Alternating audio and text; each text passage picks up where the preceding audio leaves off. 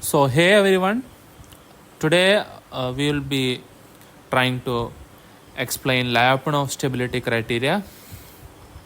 So here is a photo of Alexander Lyapunov. He's a Russian mathematician who discovered or kind of invented this criteria for stability.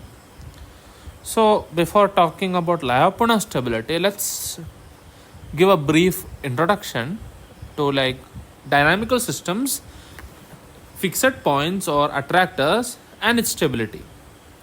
So we have a nice little dynamical system like this over here, x dot equal to f of x. It's kind of a maybe non-linear, at times linear differential equation. And what we have here is,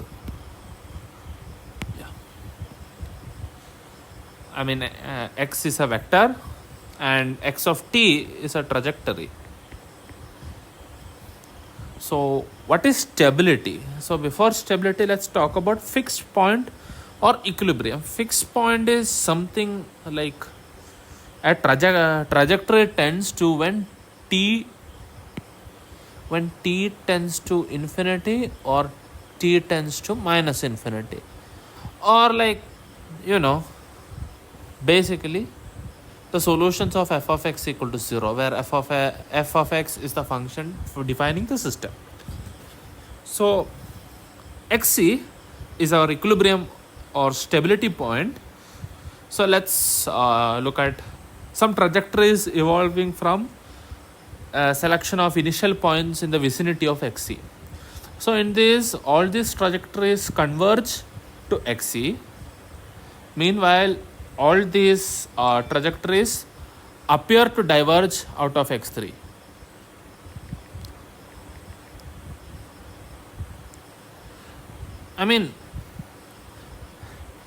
If the initial point is at xe, in both cases the system is not dynamical. It's in some sort of equilibrium. It doesn't move. But if you perturb it slightly,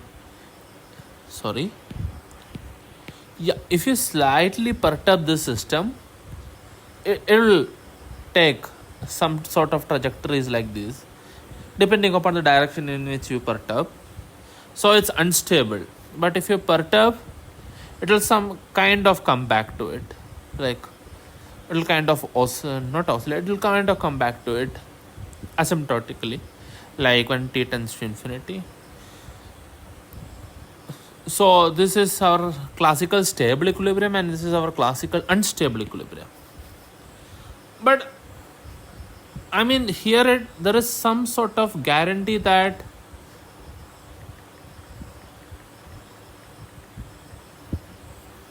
the trajectory reaches the limit point or fixed point or the solution of f of x equal to 0. Now I'm going to overwrite that notion of stability, like reaching the limit point or equilibrium point, to some sort of boundedness. Lyapunov stability deals with some kind of boundedness. So what makes a equilibrium point Lyapunov stable? So as we have a nice diagram over here, so we have two open balls. One is an open ball of radius epsilon and other is an open ball of radius delta. Now for every epsilon there is a delta, both of them greater than 0, such that all x of t equal to 0 belonging to the ball xc comma delta, the trajectory is evolving from there,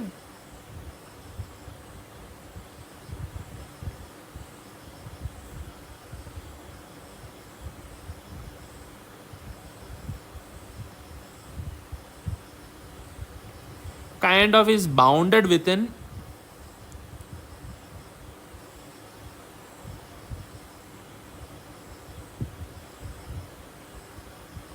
the epsilon ball.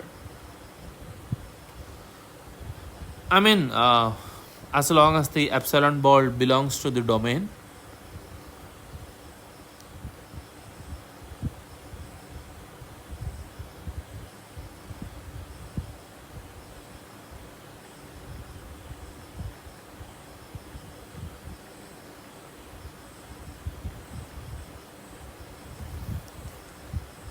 so I will show you some sort of like an illustration.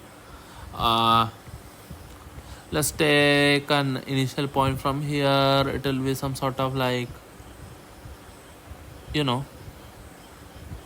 kind of chaotic, like, but it's still within the,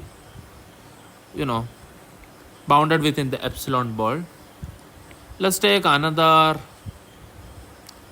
starting from here, and it's also kind of bounded only within the epsilon ball. It will never cross the epsilon ball. It will go on like this. I mean, yeah, we can say these things, but how to check manually? That's an important question. How to check? So let's interpret this problem physically. So what gives us boundedness? Like, how can we quantify it?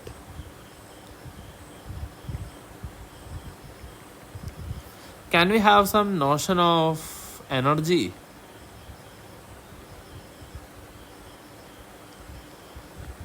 So if there is some notion of energy, we can say if a system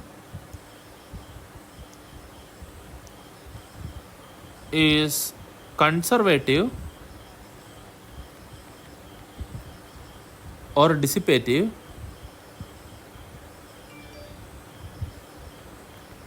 then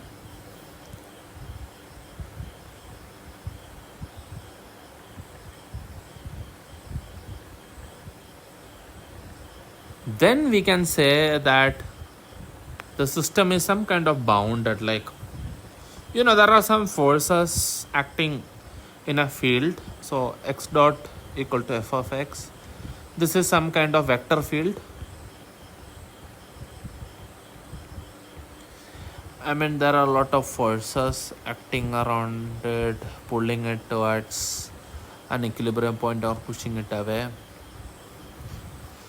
I mean, in order to break of this force field, you need some energy. Like, I mean, you need to be continuously supplied with energy.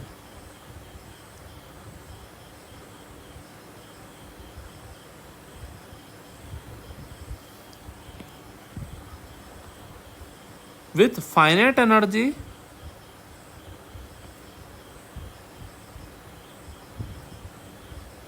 or decreasing energy, your system cannot escape.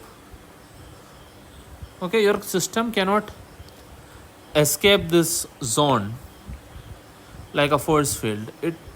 Because the energy it already has is some kind of decreasing, and it will go to the location of least energy.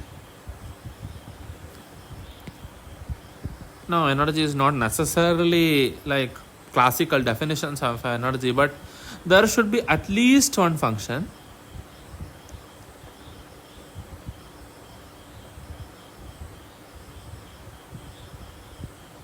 And this function is called the Lyapunov candidate, which is L of x comma x dot. Now, what should be the properties of this function? It should be such that L is always greater than 0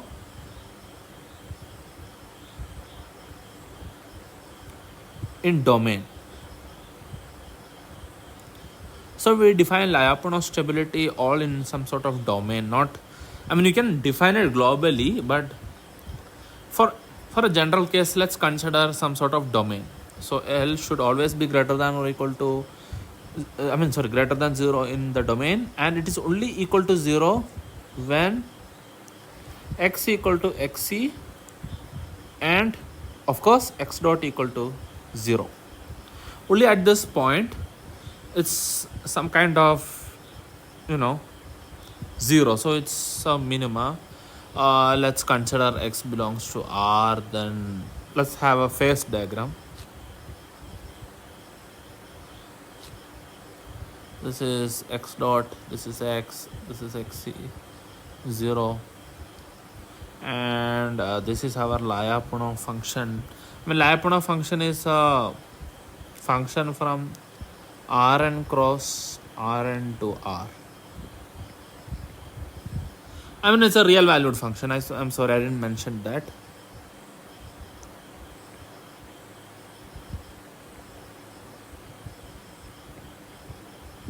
Now let's draw some kind of plot of this function.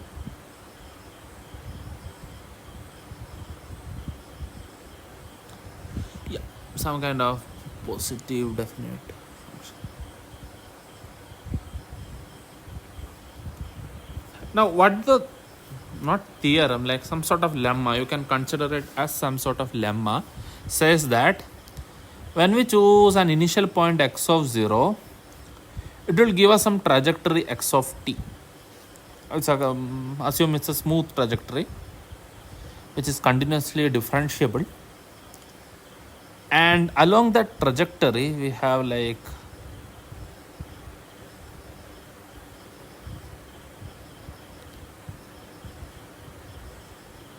the derivative of Lyapunov function or the candidate function should be less than or equal to 0.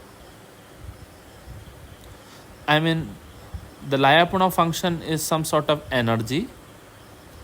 The system must be either conservative or dissipative. If you are able to see that, I mean, let's say this is our point and it's some sort of trajectory.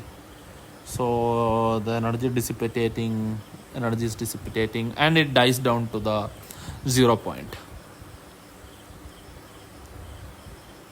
So that's Fox. That's a short introduction to Lyapunov theory. Now let's see an example.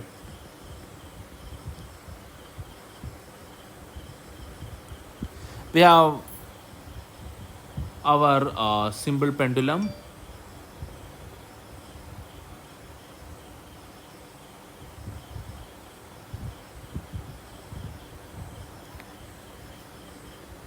Yes, we have our simple pendulum with damping.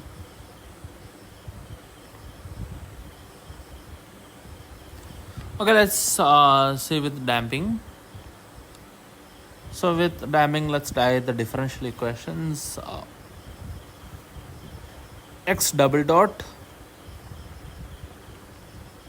minus kx dot plus omega square x equal to 0.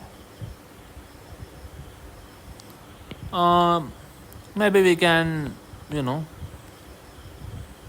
sort of simplify this into a state space model, like x1 equal to x and x2 equal to x dot, then x1 dot equal to x2, x2 dot equal to x2 dot, that's equal to k x2 minus omega square x1. So we have,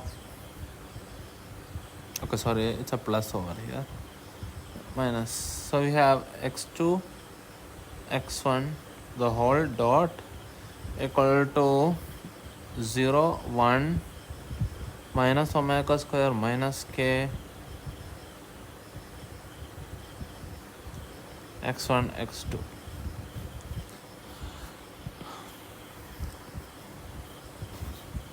Now I'm going to define Lyapunov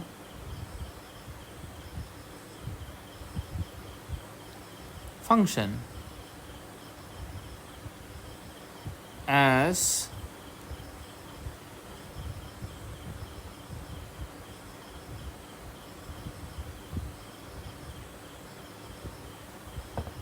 Okay, here let's assume that k and omega square, of course, greater than 0. Take the derivative. Of course, the equilibrium point is x1 equal to 0, x2 equal to 0. That's the equilibrium point. 2x1 into x1 dot plus 2x2 into x2 dot, which is kind of, let's plug in these values, and x1 dot equal to x2, so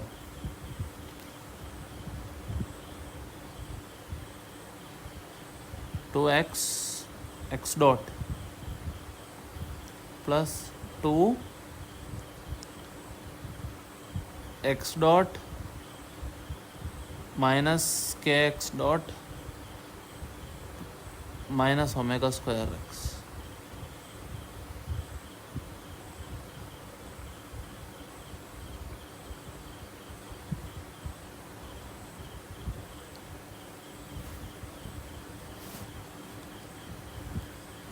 Now what do we have here is, let's kind of simplify these equations.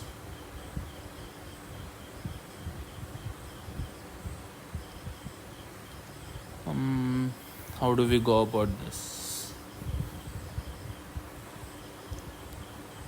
Okay,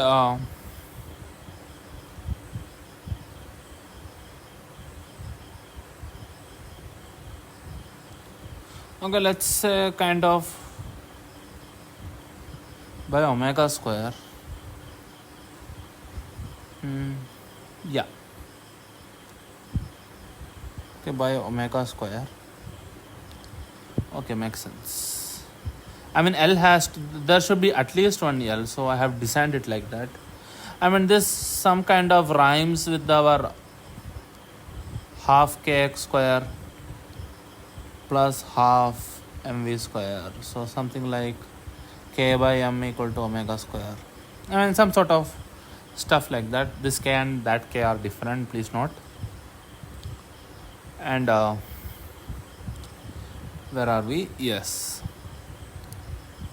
Okay, let's simplify this, and we finally get minus 2 x dot mod x dot square by omega square into k.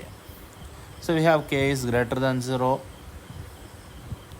and x dot is kind of less than or equal to 0 within the,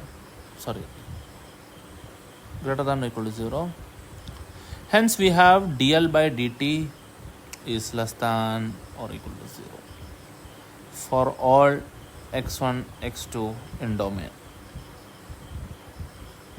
I mean, domain here is some kind of, a small vicinity for the sake.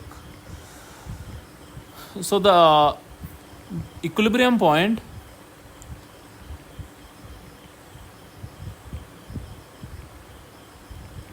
of a simple pendulum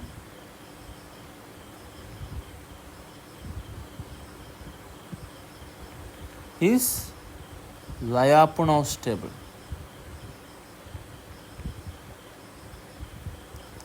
I mean, even if we check for systems without damping. So without damping, k equal to 0. So our dl by dt is always 0, which also means that dl by dt less than or equal to 0. This statement is not false technically. So energy is not dissipating, but it's conservative. The trajectory is bounded, like if you start a pendulum an equilibrium point with some velocity, it's not going to shoot out of the domain. It's kind of oscillating within the domain. So that's it, folks. Lyapunov stability criteria for people who don't know, but for people who know a bit of physics. So thank you, folks.